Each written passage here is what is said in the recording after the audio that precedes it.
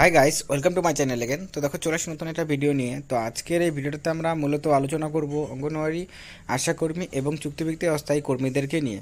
তো বিশেষ করে এখানে যে বিষয়টা উঠে আসছে সেটা হচ্ছে যে অঙ্গনওয়াড়ি কর্মীদের যে এখন বেতনক্রমটা দেওয়া হচ্ছে, তোমরা সবাই জানো যে সেক্ষেত্রে 9,000 টাকা করে দেওয়া হচ্ছে। কারণ রিসেন্টলি কিন্তু তোমাদের যে বেতন সেখানে 750 টাকা এবং 500 টাকা করে বেতন বৃদ্ধি করা হয়েছে রাজ্য সরকারের তরফ থেকে।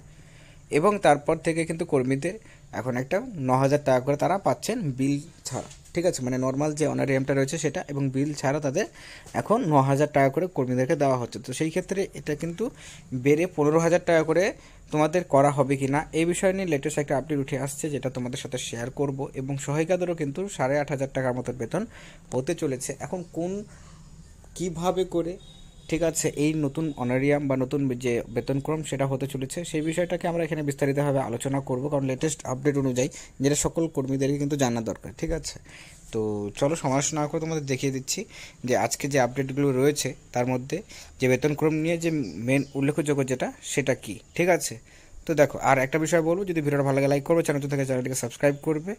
তো চলো সময় না করে মেন বিষয়টা ভিডিওতে আলোচনা করা যাক।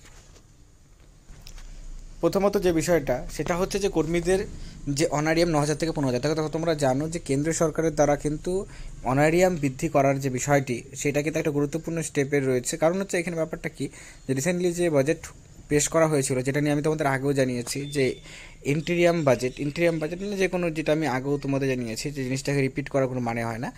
তো ইলেকশনের পর যে কোনো পলিটিক্যাল পার্টি সরকার গঠন করুক না কেন, সেই সরকার গঠন করার পর তাদের কিন্তু আবারও একটা বাজেট পেশ করতে হবে সেই পার্টিকুলার মানে রিমেনিং যে টাইম পিরিয়ডটি রয়েছে সেই টাইম পিরিয়ডটার জন্য।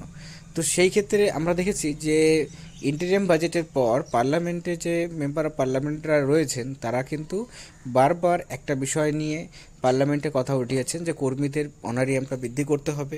এবং এই ক্ষেত্রে তাদের যে ডিমান্ডগুলো রেখেছেন যে অনারিয়াম ডাইরেক্টলি 15,000 টাকা করে করতে হবে। কারণ আমরা জানি যে সবচেয়ে হাইয়েস্ট এখন পর্যন্ত কিন্তু কর্মীদের যে বেতন অল ওভার ইন্ডিয়ার মধ্যে হাইয়েস্ট কিন্তু 14,000 টাকা করে দেওয়া হচ্ছে। তো সেই ক্ষেত্রে 14,000 টাকার নিচে তো আর বেতন ক্রম আর হওয়ার সম্ভাবনা নেই। তো সেক্ষেত্রে বৃদ্ধি করে তোমাদের কিন্তু 15,000 টাকা করে বেতন করা সম্ভব, তারা কিন্তু ডিমান্ড রেখেছে। এখন দেখার রয়েছে যে এটা আদৌ সম্ভব কি না। তো দুটা প্রসেসে সম্ভব, সেটা এখন যে লেটেস্ট আপডেটটা পাওয়া যাচ্ছে সেটা হচ্ছে পে কমিশন নিয়ে।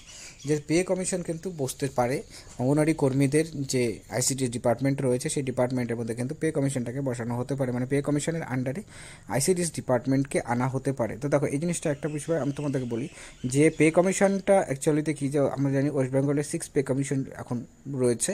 তো সেক্ষেত্রে 7 পে কমিশন বা 8 সেন্ট্রাল গভর্নমেন্টের 8 পে কমিশন কিন্তু বসানোর কথা ভাবছে। তো সেই ক্ষেত্রে 7 পে কমিশন বসলে পরেও বা 6 পে কমিশন বসলেও কিন্তু 1 লাফে কর্মীদের বেতনটা অনেকটা বৃদ্ধি করবে। কারণ পে কমিশনের আন্ডারে নিয়ে আসাটা মানেই হচ্ছে যে যে কোনো গভর্নমেন্ট জবে আমরা দেখি যে কর্মীদেরকে যে গ্রুপ ডি পোস্টে হোক, যেই পোস্টে হোক না কেন, স্টার্টিং স্যালারি কিন্তু 21,000 টাকা বা 18-19,000 টাকা থেকে স্টার্টিং হয়। তো সেই তেমনই কিন্তু কর্মীদেরও বেতনটা সেক্ষেত্রে পরিবর্তন হয়ে সরাসরি 15,000 টাকা করার কথা কিন্তু বলা হয় এখানে হচ্ছে।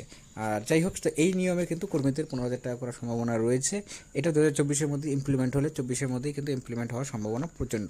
আর দ্বিতীয়ত রইল যে কর্মীদের কিন্তু এই জায়গাতে যে সহায়িকারা রয়েছেন তাদের কিন্তু 8,500 টাকার মতন হতে পারে। কারণ শুধুমাত্র অঙ্গনারী কর্মী না, অঙ্গনারী সহায়িকাদেরও কিন্তু এখানে বেতনটা বৃদ্ধি করার কথা আমরা যেটা জানতে পারছি। তো সেই ক্ষেত্রে সহায়িকাদের এবং শুধুমাত্র সহায়িকা নয়, আশাকর্মী, অস্থায়ী কর্মী এবং চুক্তিভিত্তিক যে সমস্ত কর্মীরা রয়েছেন সকলেরই কিন্তু এই সিস্টেমের আওতায় আনা